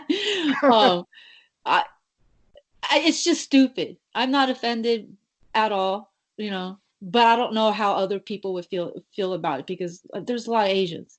We got like all kinds of different Asians. So, but yeah, it's stupid. And I think that picture of her doing that at a Chinese restaurant, whatever she was eating, I was even wondering what the fuck she was eating. I'm like, is she really at a Chinese restaurant or is that like a At a Thai dress dish? or Or that. Thai dish. Yeah, I was like, what is that? But what the fuck? Like, what are you doing, girl? You don't understand? Like, you're being insensitive. It's more than that she's being insensitive, that she thinks it's funny. And maybe some Right. stupid ass people around her thinks it's funny. So she's like, oh, I just make joke. It's funny. And it's like, Yeah. no, no. And obviously, we're not we're not strangers to making some racist jokes on here. But we try to be fucking funny about it, man. Right? Yeah. And we're And two we minorities, god damn it. and we'll go after ourselves before we go to other people. We're gonna make fun of Asians and Mexicans Right? We go to our before we people first. before we make fun of others, and then you can all have Yeah. a taste. Asian and white people. I have both. That's right, I, yeah. I got fucked up white people in my family too, so I seen it. So You I got can talk about it. you got Macy Barbers in your family too. Shit, man. Yep. Fuck. That's why I talk about white people all the time. It's a personal experience too. Plus Takes sometimes one even my brother act like a redneck sometimes. Like, what the fuck? You're half, man. takes one to know one, right? Right, exactly. So Yeah. but yeah, But she's not a funny racist. She's a cruel, she's like a mean girl racist. That ain't yeah, cool, man. and it's Uh-uh. only to amuse her. Right? Like, what is wrong with you? No wonder. You crazy. She was my favorite fighter too. Like, I loved Jesus. Joanna, and then it's like, oh, now we're seeing more of your personality, and I don't like you. If you were out in the street, I wouldn't like you. I like Maybe, how you perform in the octagon, but I wouldn't fucking care for you. I wouldn't care to talk to you. maybe I'll take it a step further with Joanna when she first came on the scene, especially after the Esparza and Penne wins, when she first won the title and all that. I really thought she was gonna be like a renaissance for women's MMA. I wrote like at least one or two articles on her about how she's the future, how she's gonna be as big, if not bigger, than Ronda. And at the time, that's when Ronda was huge. I was like, this girl's got personality. She's charming. She's violent. She's got a country behind her back, and Poland, and seeing the things that I'd been seeing with Connor and Ronda. I'm like, man, she's like the total package. And a little things started coming out, and yeah, like I said, the Rose thing was the breaking point because I don't know. Even with me, I try not to have too many taboos. I think if you've heard the show long enough, you know that I'll talk about damn near anything. But man, she went on the mental illness thing with Rose. And now it's not even just that she's being racist with Wiley, it's that she's talking about a real tragedy going on right now with this coronavirus. I mean, there's even the thing that's been going around all this week about how they think that the government's bullshitting the figures, that it's like 10 times as bad as what they're actually saying it is. And that would make sense in an authoritarian country like China. This can be a global pandemic, like legit. But she's out here making fun of it. It's like, okay. It's not like you exactly live in Minnesota or something, Joanna. You live in Florida. A lot of air traffic there, a lot of tourism. Best be careful. Right? But I'll finish it off with this, basically with what you started. Yeah, she's not mad. She's not emotional. She's not furious. She's not crazy. That last sentence is all that you need to know. I wish you health until March 7th. There should be a thing after that, because March 8th, she knows in her heart of hearts she is not going to be healthy because she is going to fuck her up. Damn, man, that brings me And chills. she believes it with every fiber in her being. Like, she is not gonna go down with this girl. Fuck, even if she loses, she's not gonna go down without a fight. She's gonna let her know, you're never gonna want to fucking fight me again. Yeah, Win, lose, or draw. You don't want this shit again. hell no. I mean, this act was bad enough. Like, she didn't even want to give Joanna the time of the day, right? Or no, Joanna didn't want to give her the time of the day. Yeah, Like, when she she's was been, champ, yeah. yeah, she was asking for that fight, and now, okay, here it is, and then you're pulling this shit too. Like, whoa, whew. And See then what happens to you. and then pulling a Macy Barber trying to save face about Yeah. don't want to hurt people's feelings. Yeah. She doesn't have to get emotional. Like, bitch, she's not emotional, girl. You are. You might be. You probably are a little scared, and that's why you had to play these little tactics and shit. But she's not the one to be fucked with. I can't wait. I mean, we've been like big old Wiley fans for a while, but this time I'm actually scared for her opponent. I rewatched the Andrade fight the other day. My nephew hadn't seen it. She didn't know much about Wiley. I'm like, you need to see this shit. And I replayed it like 2 or 3 times. Every time, I still don't believe it's real. I don't know how. It's just like it was so amazing what she did. I'm just like, I replay it over and over again. Like, fuck, that actually happened. Yeah, it's amazing. I didn't think it was gonna happen that way, but remember, I was like, just don't sleep on her, man. Like, I had her winning, and then she goes out and just destroys Jessica. Like, what the fuck? And I love both of them. I was torn between both, but yeah, Wiley, man. That's the same night as Yoel and Adesanya, and I got to be honest, I'm more psyched for this fight. And I love Adesanya. Yeah. We're both Adesanya fans, but yeah, psyched for this one. This is the one. right. I'm paying for this one. Fuck Adesanya. This one. I'm paying for this one. This is the one I want to watch. Oh, it's the main event. It's our main event. Yep. I'm gonna be glued to the TV. Probably really drunk too, because I'm gonna be saying some shit like Masvidal, Ben Askren style of how hard I was laughing afterwards. That's what I want. Be fucking obnoxious. Anyway, next headline. So there was an altercation between speaking of Masvidal, Jorge Masvidal and Kamaru Usman at this Super Bowl radio week alley row, whatever the fuck it was. I haven't really been paying attention to that, but yeah, there was a lot of shit talk back and forth. I don't know what started it. I think it was just a thing of Jorge being Jorge, saw a guy he didn't like and pressed the issue. And then Usman was on Joe Rogan earlier this week, and definitely seems like this is the next fight to make. Definitely seems like this is what's going to happen. They both have hand injuries. They're probably looking at a similar time frame for a return. What did you make of it, Rain? Some people loved it. Some people hate it. What was your take on it? Do something. Do something. Do something. Do something. Boo, boo. Like, what the? Jorge and his fucking hand gestures and boo, boo. I'm like, what the fuck is going on with this shit? I'm not gonna lie, I was kind of disappointed in the little pew pew thing because yes, right, imitating with the gunshot sound, man. I was like, come on, dude. What are you doing, bro? Middle school shit, man. Like, this is horrible. Like, you kind of lost points there, honey. Baby, what is you doing? You know what Usman reminded me of? I don't know if you've seen that clip. I seen it go around on Twitter a lot. This black dude with his shirt off. It sounded like there was just a fight that happened or was about to happen. He had his shirt off and he was in the street like, "I'll beat your motherfucking ass on this street right now." You know what I'm talking about? Yes. That's what Usman reminded me of.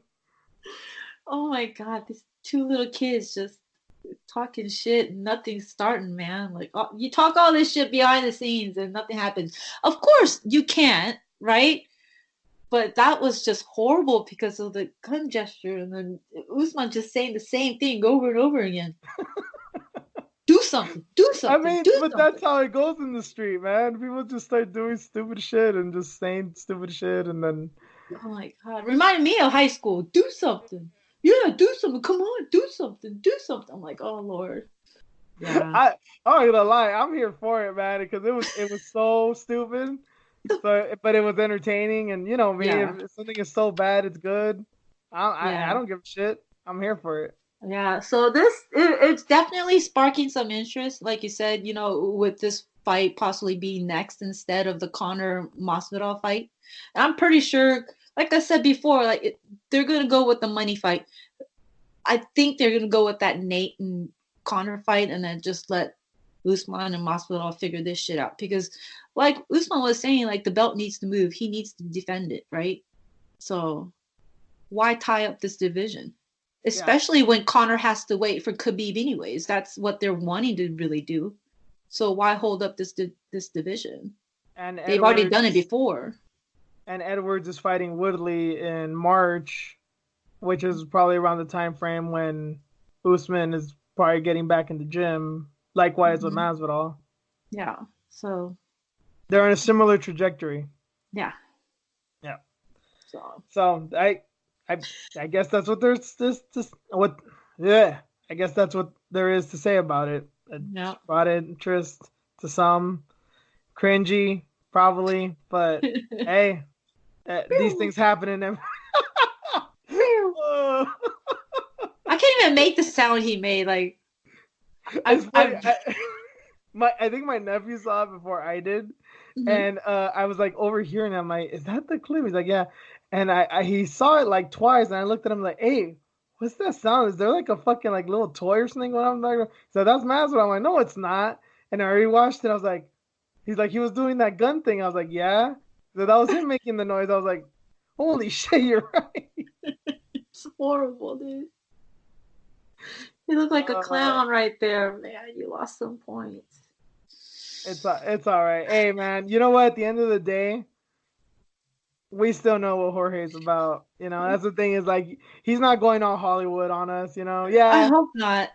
He's putting shit on for the cameras, but he's always down to fucking scrap, man. I hope not, because you know how I am. I'm like Mary Nakamoto. If you start acting like that, I'm like, oh baby, I can't fuck with you no more. Yeah, no. Like, don't do that. It's like you can say the same thing about Nate Diaz. You know, once he started getting big, he's pulling out of fights, and you know what I mean. Like he wasn't doing different. That. He's not making little gun nut sounds like a fucking little kid, man. Well, come on. Oh my God, we're doing so good, Jorge. Why did you do this? Why did you do this part? Like, oh God. He was probably drunk off that mezcal. Oh my goodness. Probably what happens after you drink it, you know, start making weird noises. Oh God. I'm still gonna try it. I just gotta find it. Supposedly it's here in LA. I just gotta do the scavenger or whatever the fuck you gotta do to find it. But I'm kind of curious too. I'm not a big drinker. As a matter of fact, I don't drink, but yeah, I want to try it just to say, yeah, I tried it. I still haven't tried the proper 12 bullshit though. You're not missing on much. It's okay. It's okay. It gets the job done. And yeah. I mean, what more can you ask? Speaking of welterweights and speaking of Woodley, as we were just talking about, we're going to fight Leon Edwards. Yes, thank you. Fighting Leon Edwards soon. And I found the whole thing funny with him taking this fight, because if you remember a few months ago, he was saying how he's not going to fight Edwards because he ain't going to England. He's not traveling overseas unless it's for vacation, and Edwards ain't shit, and he made fun of his rap career, and he really took it personally and said, I've made more off rapping than you have in your whole fighting career, and blah, blah, blah. And then like a week later, he's like, fuck it, I'll fight him. I found the whole thing peculiar, and now we may know why, and it's kind of what I was thinking. Apparently, he blew through, quote, a lot of fucking money when he was champion. Again, I'm back saying about Woodley what I did a few weeks ago when he started talking about Covington and Usman. He's so smart, but he's so fucking stupid at the same time.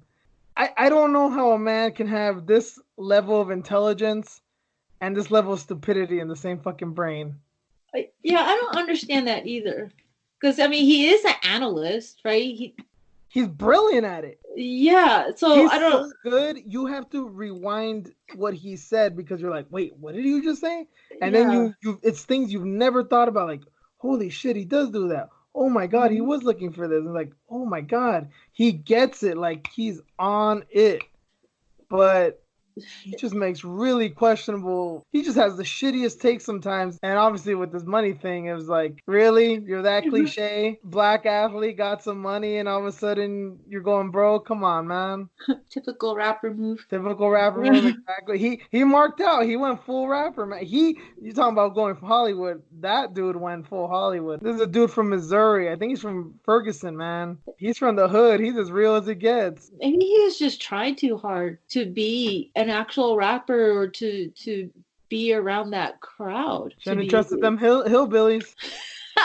He trusted these weird, crazy hillbillies, and he was trusting TMZ. Remember, he was on TMZ for a while, too. He's picking up the tab here and there. I mean, he's only made $2.5 million in his entire career. So after paying for everything, that ain't and shit. he bought 2 cars. No, he bought 2 houses and 7 cars. 7 cars, yes. He bought them. He didn't lease them. He bought them. So, I mean, 2.5 million and everything that he's been doing. I don't even know how his studio time works. I wonder if he has to pay for that kind of shit.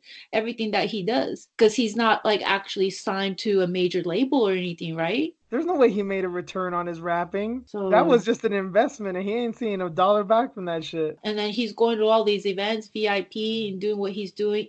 And he had all that he purchased. Was he saying he was going to the club or the bar like every week, every other week, fucking just vacations, like everything, the whole deal?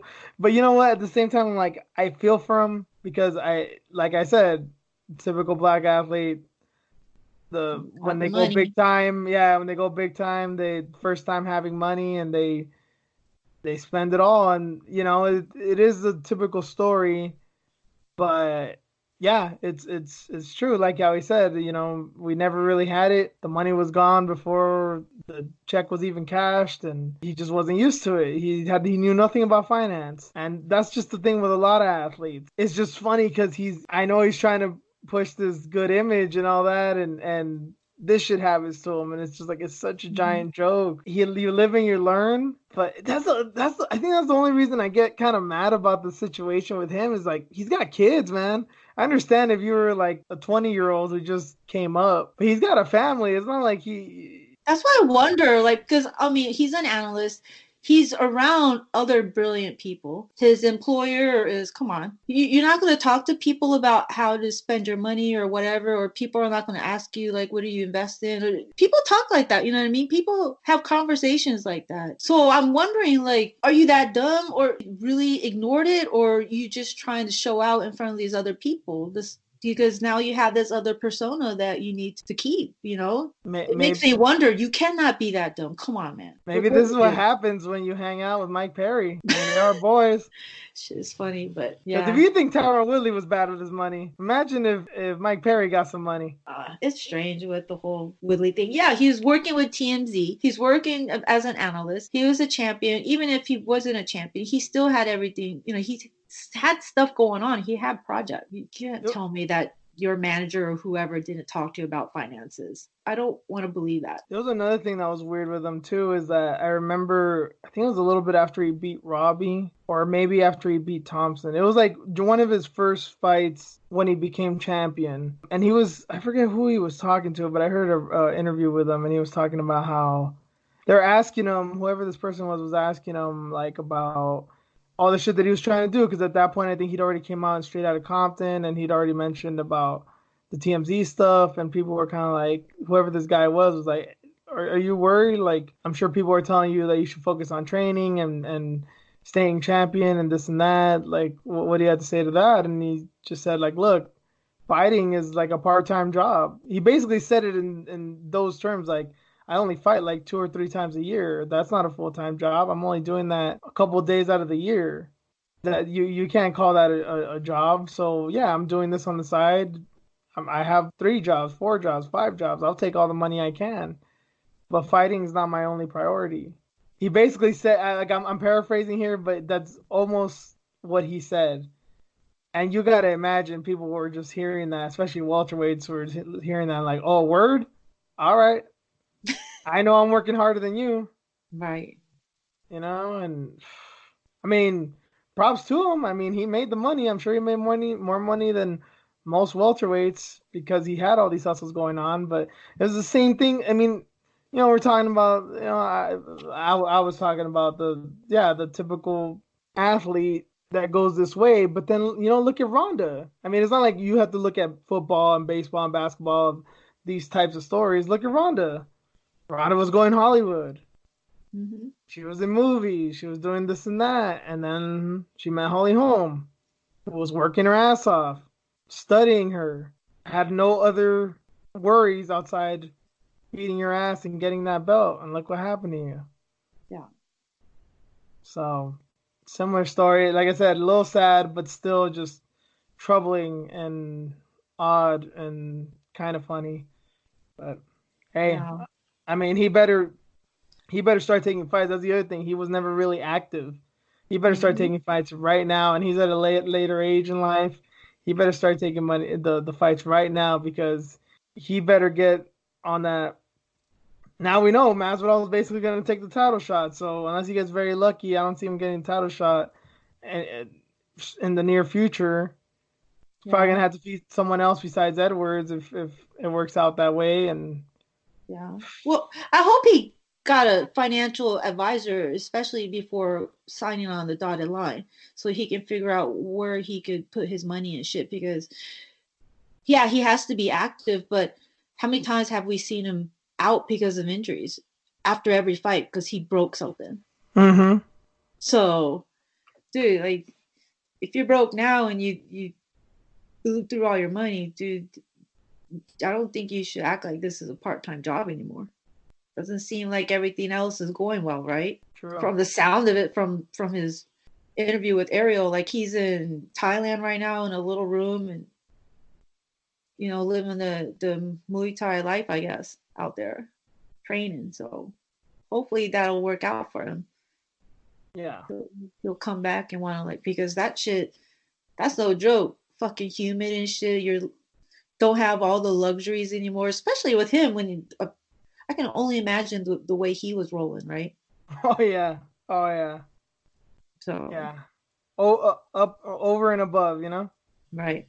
Yeah.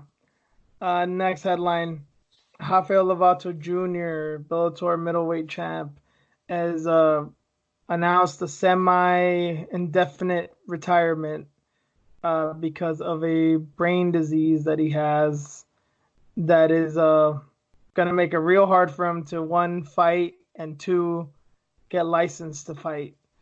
So he announced this on Joe Rogan's podcast. Apparently, it's called cavernoma, and just scary stuff. Um, from what I've seen, reading, doesn't there's nothing to say that this is fight related, right? As far as that this happened because of fighting. No. Mm-mm. Yeah, it has nothing to do with him fighting. Yeah, it's not like CTE, like severe CTE or anything. But Mm-mm. obviously, when you're getting hit in the head for a living, it you start to worry. It's you got to feel for the guy, not just for the problem at hand, but the fact that he's a jiu-jitsu guy.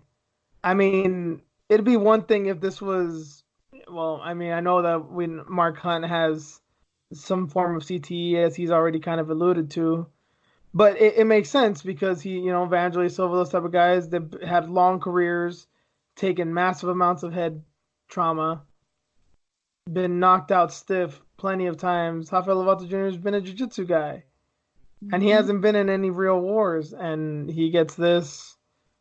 I guess he would have got this regardless whether he was fighting or not, but possibly. But man, you got to feel for the guy. It's so scary because I guess he was going through this before the Musasi fight and was trying to get approvals, and he got it. He obviously fought that fight. He won. He's still a champion now. Bellator put out a statement that yeah, they're gonna help him out, and he's still the champ, until further notice.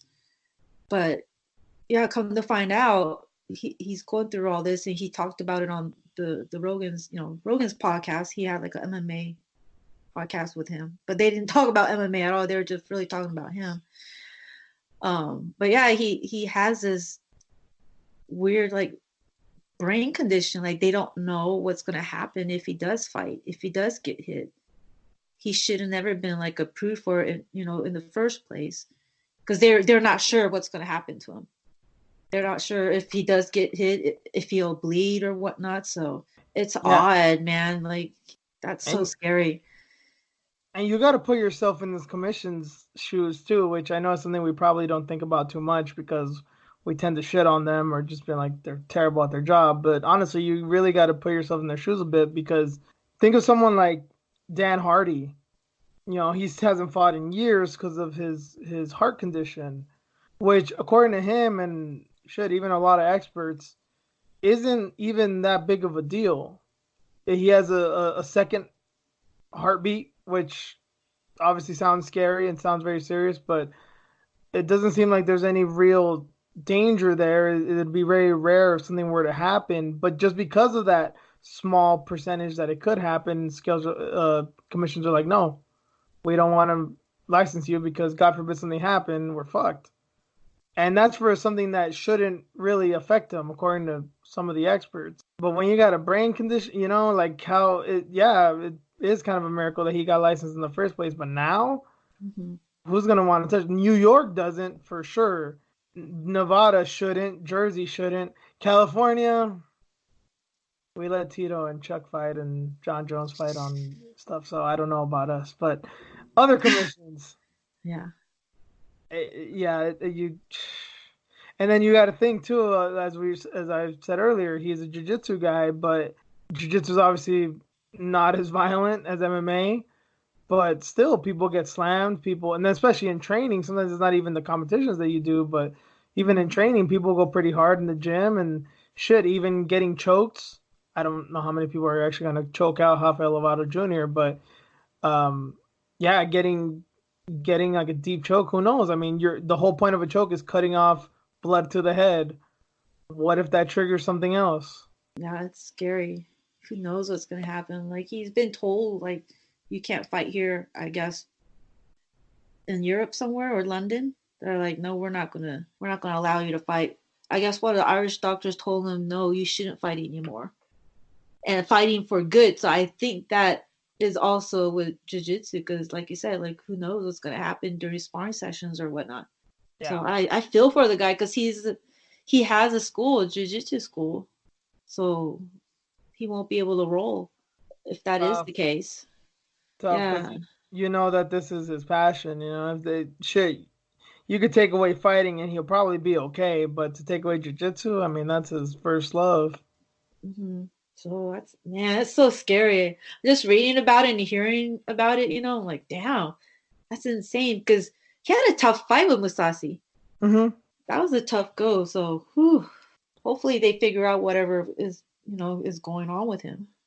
Yeah, definitely. Wishing the best for him. He's a good guy. One of the few people in MMA where you can't hear any. It's hard to imagine anything bad coming out from him. I don't think we're suspecting that he's beating his wife or secretly a Nazi or saying the N-word or all the shit that MMA fighters tend to do. Yeah. So don't want that to happen. Out in Tennessee. Yeah, he's living out there. So I think it's a Tennessee or Oklahoma. I think Oklahoma because I think that's where it's from, and I think he trains a lot with Ren. Yes, Oklahoma. I always get them mixed up. Yep, he's in Oklahoma. Yeah. On the sticks, all the white people live there. It's all the same, right, Ren? Yeah, so gotta take care of him, dude.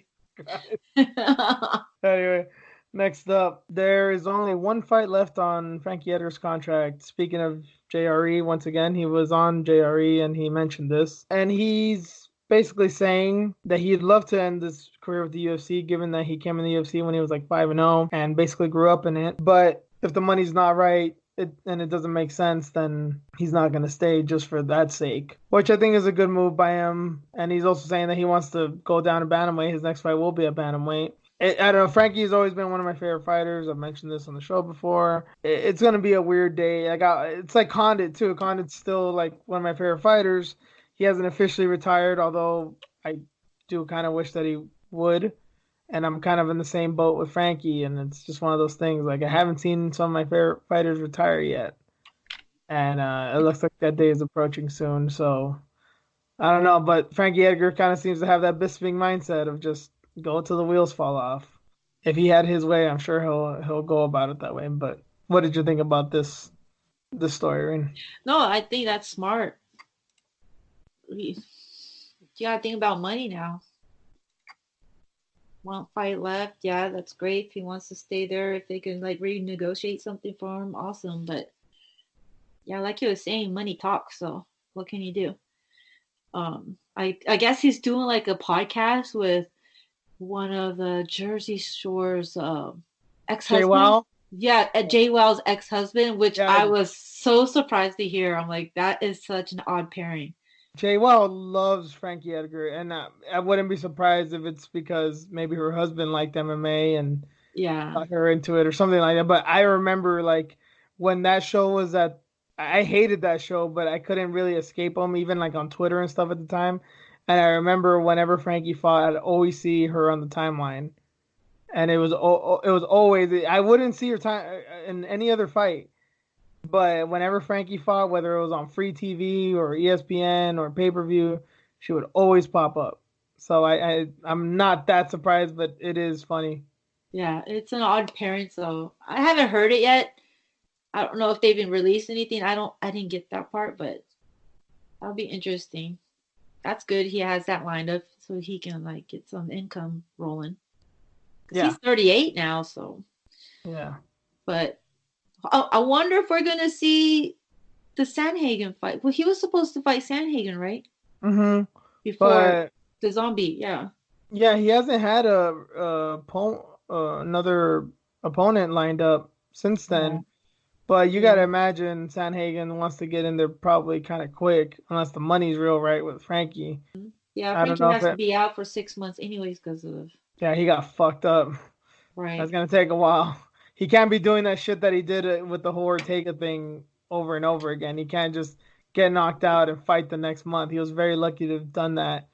And quite frankly, it was probably kind of a miracle that he actually did happen to do that and win. You can only play your luck so many times. Yeah, he'll be 39 this year in October, so. Jesus. Yep. So we'll see what happens. Who he'll fight next and ride out in the sunset, or I don't know, maybe do a stint in the PFL. Seems to be the way now, right? Yeah. They got Rory. They could probably get him too. Yep. And Frankie seems like he's built for that. Well, I don't know about anymore, but prime Frankie, oh, he would have been whooping ass for sure. We'll see what happens. Another news story: Phoenix Jones. If you guys don't remember him, he was MMA superhero. He would literally go out in the streets and beat up bad guys. Uh, he was, I guess, a bit of a mainstream star because he crossed over beyond MMA. It was just a weird byproduct that he was an MMA fighter, and he fought in the PFL, formerly known as World Series of Fighting. It's just funny. And he's been arrested for selling drugs. He was selling Molly, and he got caught up, and it's fucking hilarious. I don't know what else to say about it. I mean, it's just I don't know, man. It's so I mean, he is fighting crime, he's helping out, and then he's over here breaking the law. Helping himself out, probably just clearing the streets out so he can Yeah. sell his own shit. Right? Like he's like, fuck this. This is my Pulling a, block. you know, you know what though? I'll give him props. He has more honor than Whitey Bulger, man. Whitey Bulger was snitching people away. That's how he was taking over boxes. Yeah, he snitched away all his enemies. This guy was at least beating them up, trying to do the right thing, and then doing dirt on the side. How old are you though? You're selling fucking Molly and shit. Yeah, like This guy's for sure in his 30s. I don't think he's that young. So, yeah, that is kind of sad, isn't it? right? Like, fuck is wrong with you? At least do something harder. Goddamn, Molly. Who you selling it to? Kids? Fucking idiot. You know what's one thing I did not look up in the story is where he's from or where this happened. I Uh, I thought he was from DC, but I could be wrong, and that doesn't mean that he was doing this in DC, but he did it in Seattle, Washington. oh. So Well, Mike did. there's those crazy. There's plenty of Michael Chiesa looking motherfuckers around there just looking for a fix. So, yeah. His girlfriend was also involved, and she's 26. So yeah, Oh God. they're probably doing their own shit too, Oh God. fighting crime together, doing that, doing that cosplay shit. See, I know Angela Hill likes to do cosplay, but I don't think she'd ever do something as stupid as this. So, Man, I was gonna say like Angela Hill and Panay and all them used to do cosplay. So like, you have money to do that, girl. But that shit was cool, man. I mean, like, come on, man, you ain't that broke. Oh, oh, Penne. Yeah, she ain't that Man, broke. Penne's gonna be on the year-end Sorry. list of the. Well, speaking of year-end list and about girls we're hating on, our girl Rachel Ostovich, our show favorite, she's in the Oh news, yeah. and this is Oh the yeah. last of the headlines. Priscilla Cachoeira is replacing her against Shanna Dobson, the UFC Auckland card that she was supposed to be fighting at. Rachel's pulled out with an undisclosed injury. Then she went on social media to say that she's never pulled out of a fight. The weirdest shit ever. I'll just leave it there and you can take it away, Reen. She's so irrelevant now, man. I'm serious. I even looked up shit on Reddit, like, because a lot of people go on Reddit and talk shit, and people still use it, and not a lot of people really cared about her, like, pulling out or her denying how she's, pulling out or whatever.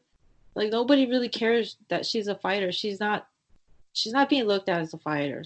Let's just say it that way.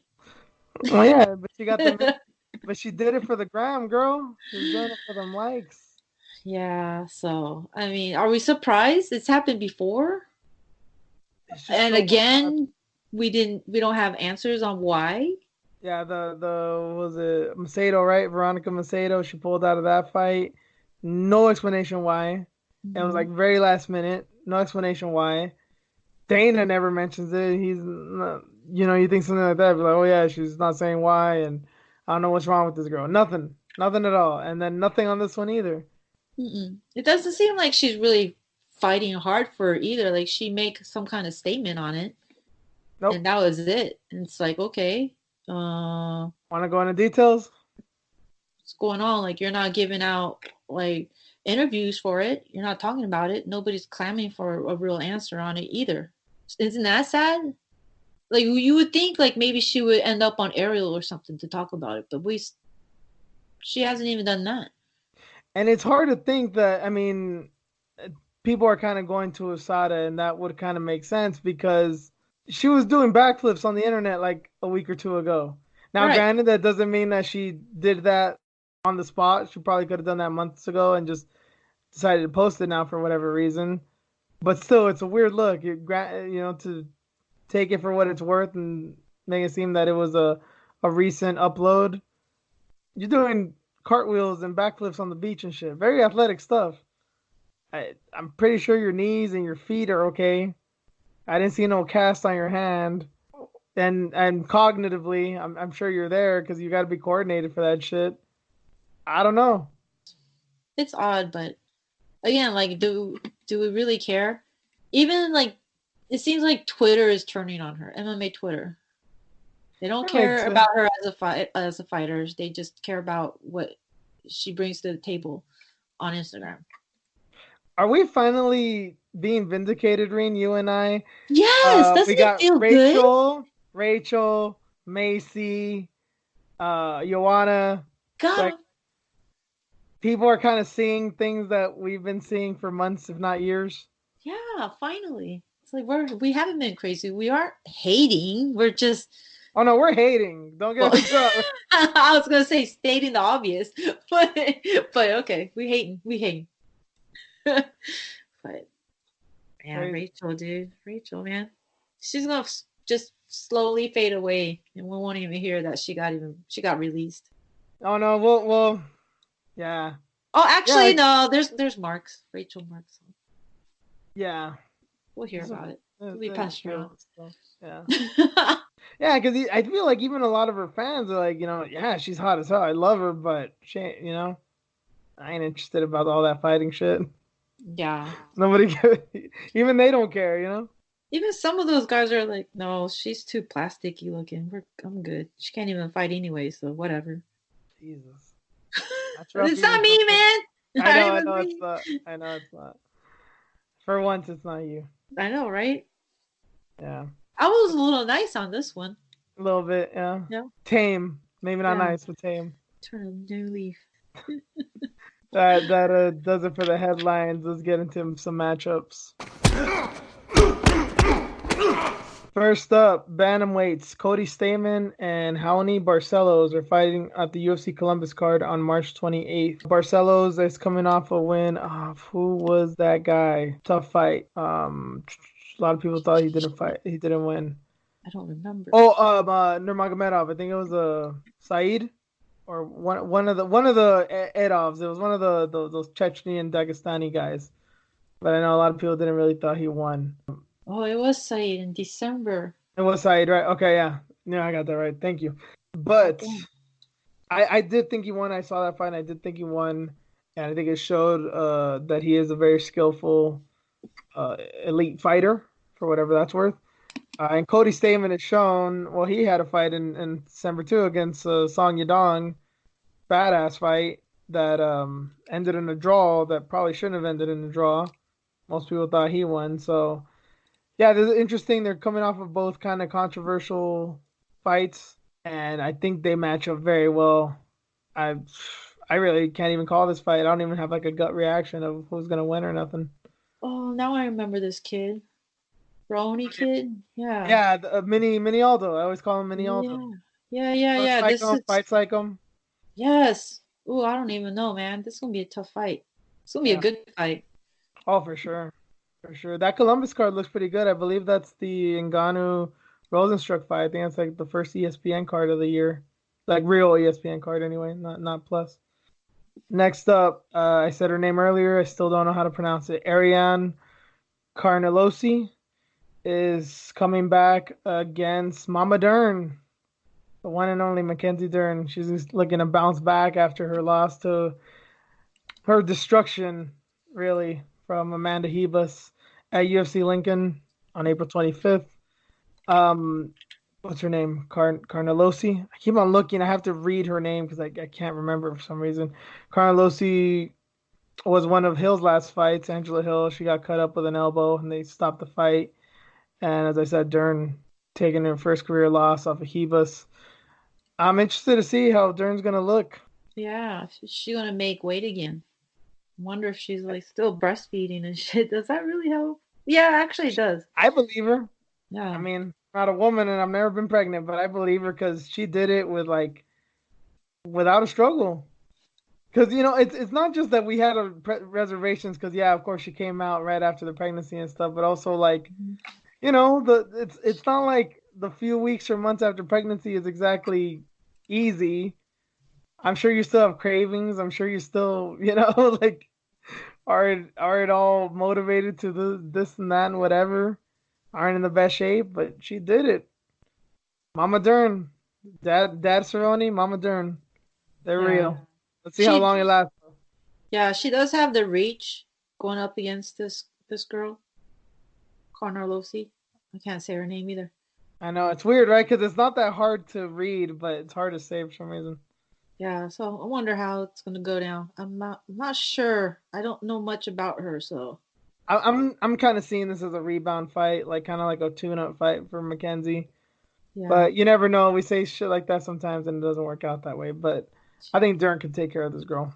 Yeah, she has that odd style and she does hit pretty hard for a jiu-jitsu girl, so Yeah, sweet. she still got them hands, even if they're a little awkward and loopy. She can Yep. still drop your ass. Next up, Sajar Eubanks is fighting Sarah Morris at UFC 249. That is the Khabib Tony card. As always, got to knock on Woo. wood. Sajara's. Hmm. Just not a Wait, tough. This is not an easy fight for Sarah, I don't think. was was Sajara's last fight still the Aspen Ladd fight? Or she have one after? I think it was. No, she fought. God damn it, I forgot her name. Betch. Remember? Oh yeah, Betch beat her. That's when you finally had to give her credit. And you still didn't. No. You suck, Exactly. Reed. You suck. I know, man. Sorry. One day. See, Ah, see. can't Now I just gotta win you over. You gotta. You're one day you will realize that Betch ain't can't all that bad. can't with her. She needs to show me one more. One more, okay.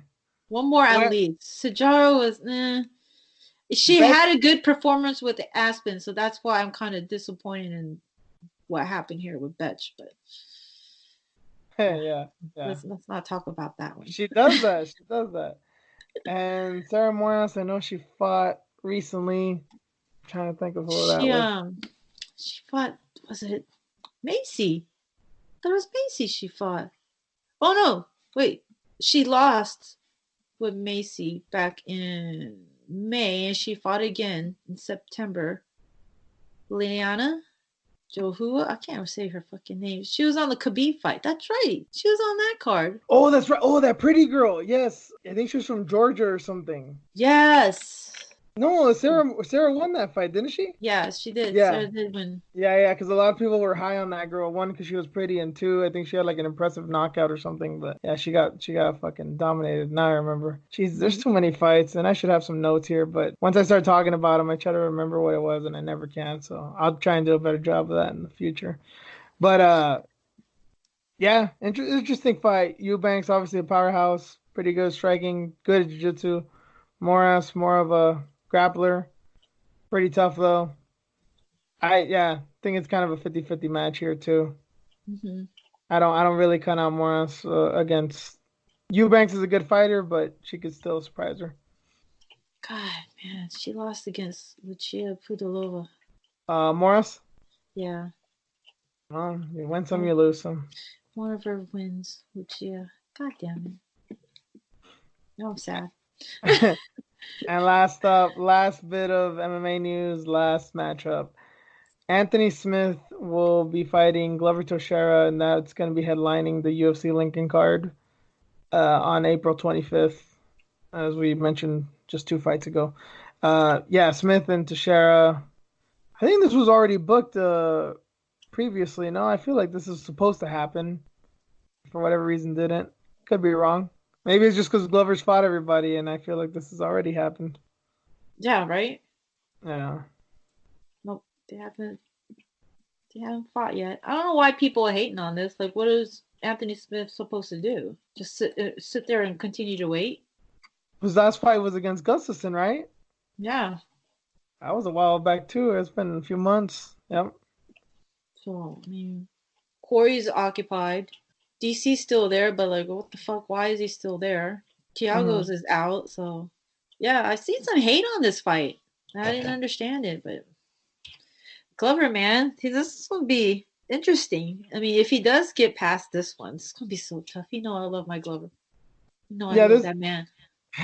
this fight may not mean much, but it's gonna be violent. Just take it for that. Yeah, yeah, but I mean, if he does move up, it's like it really won't, right?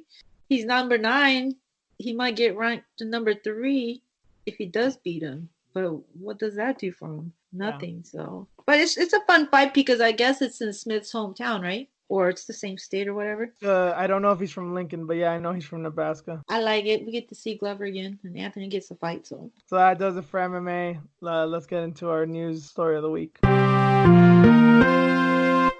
Headline is man arrested for smoking marijuana while in court for marijuana charge. So this guy looks straight out of 10,000 BC.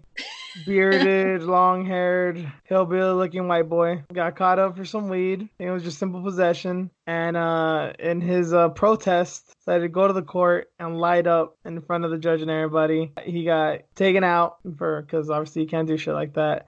And he also got held in contempt of court, which is usually pretty bad. You could do I think like up to 6 months for that, but I think he only got like 10 days. Very fortunate on his part, but yeah, this guy's name is also Spencer Boston. So yeah, there was trouble ahead clearly. But yeah, what did you think about this one, Rain?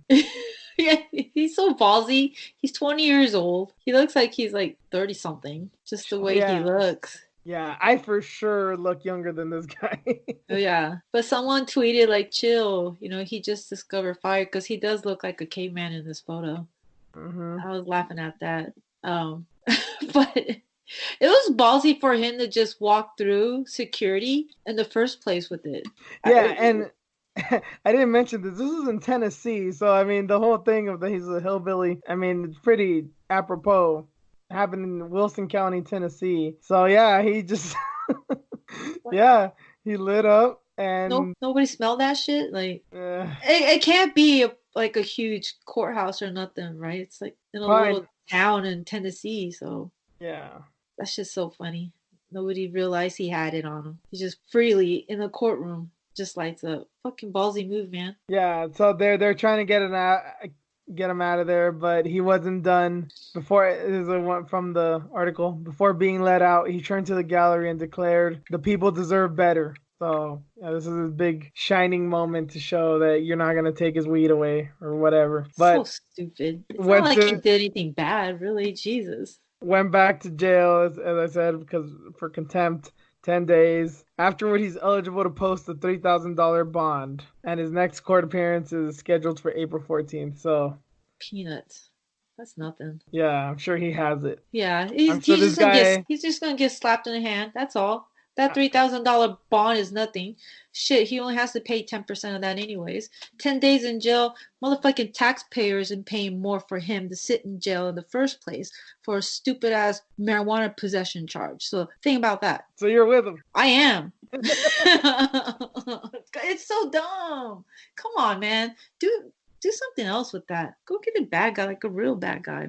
When is everybody else gonna legalize it and realize that it's good for the state? It's gonna take a while in Tennessee, but then again, we're in Cali. We can say shit like that. True. But see, that's what this show is about. It opens up minds sometimes. And what world do you think that you'd have anything in common with this crazy white boy, Reen? I know, right?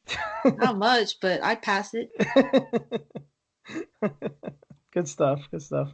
So that's gonna be it for tonight. I want to thank you guys for listening. We got a pay-per-view card next week with 247. There's an Invicta card as well, so we'll probably be talking about some of those fights. And I hope this Joanna Wiley stuff doesn't end because as I said, I'm here for it. I love it. I love the energy. And I definitely can say that it's better than some of the animosity between Masvidal and Usman. So let's keep this going. Let's keep this going, people. You're not gonna hear any little cat fight like this. Will be scarier. Yeah, you might. Yeah. Anyway, I'll shut up now because we gotta end it right now. So. Thank you guys for listening. You can find me online at Juice_MMA. Reen. Fox with you on Instagram and Twitter. And you can find the podcast at iFoxWithJuice, where everywhere podcasts are, Spreaker, iTunes, Spotify, you name it, we're there. So share, like, subscribe, do your thing, help us out. We hope you enjoyed, and we'll see you next week. Later. See you.